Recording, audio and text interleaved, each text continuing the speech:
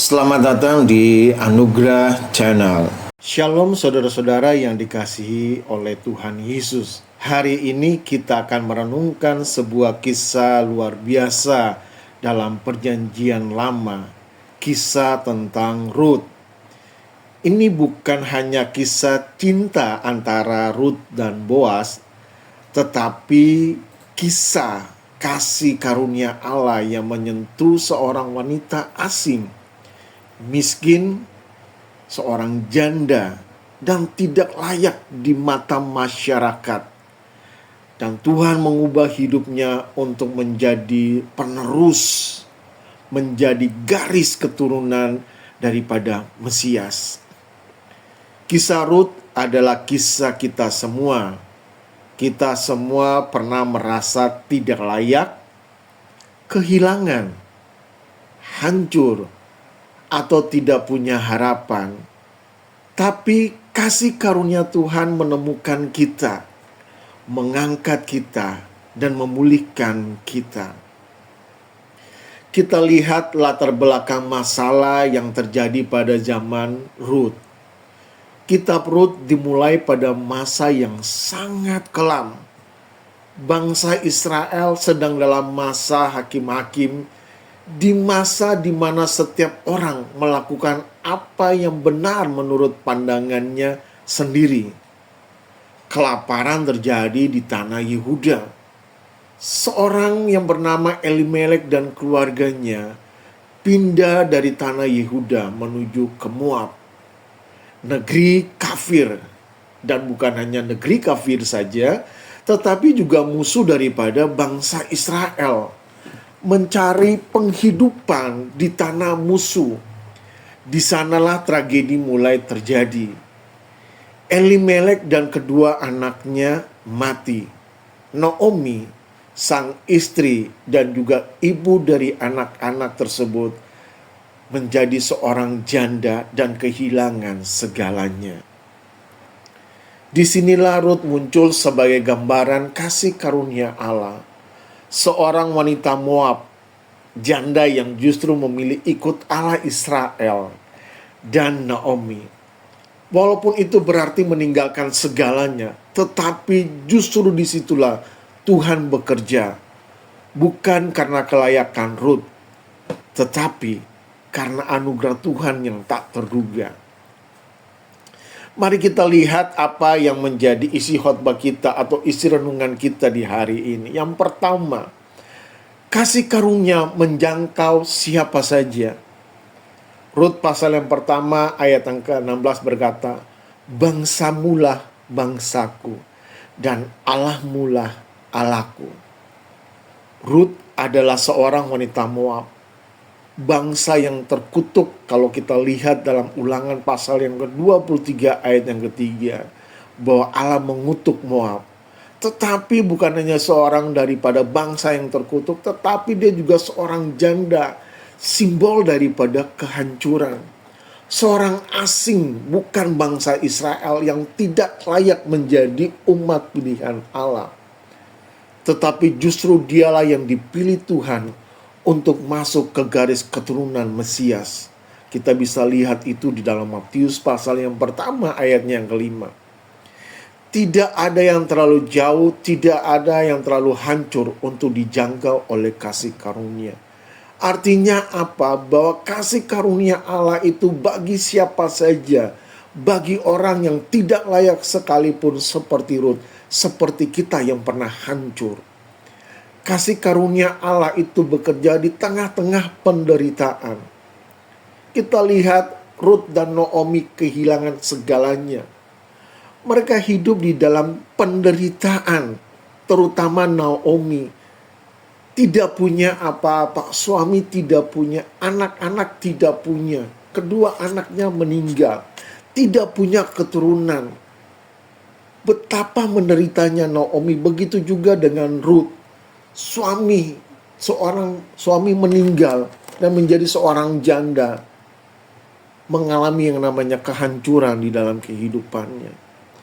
Tetapi Allah turut bekerja di dalam segala sesuatu untuk mendatangkan kebaikan. Di tengah-tengah penderitaan, di tengah-tengah kesengsaraan yang dialami oleh Ruth maupun oleh Naomi terutama, tetapi kita akan melihat bagaimana Allah bekerja di dalam segala sesuatu untuk mendatangkan kebaikan bagi Naomi dan juga bagi Ruth. Ruth pergi memungut jelai, pekerjaan yang hina. Pemungut jelai dikhususkan bagi orang miskin. Tetapi itulah langkah iman kecil yang Tuhan pakai. Tuhan tidak menunggu kita melakukan hal besar. Dia bekerja di dalam ketaatan sederhana dan hati yang setia. Seringkali kita berpikir kita ingin mengerjakan hal-hal yang besar. Tetapi langkah iman kita, Tuhan menginginkan kita bekerja dimulai dari hal-hal yang kecil, hal-hal yang sederhana. Kasih karunia selalu berawal dari hal yang biasa-biasa saja, tetapi berakhir dengan rencana ilahi yang besar. Kita melihat bagaimana kasih karunia memulihkan warisan Allah yang hilang dalam kehidupan Naomi dan juga dalam kehidupan Ruth.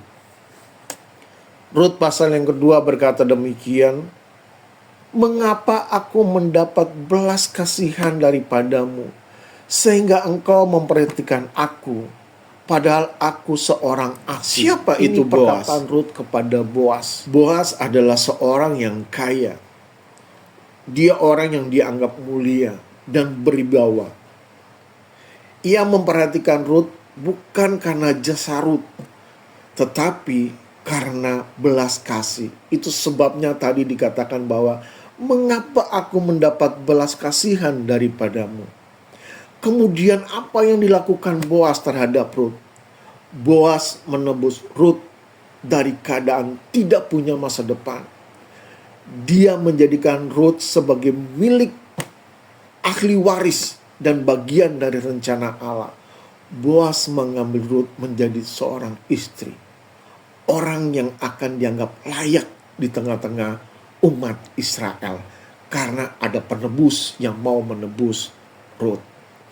Kita semua sama seperti Ruth, asing dan tanpa warisan apapun.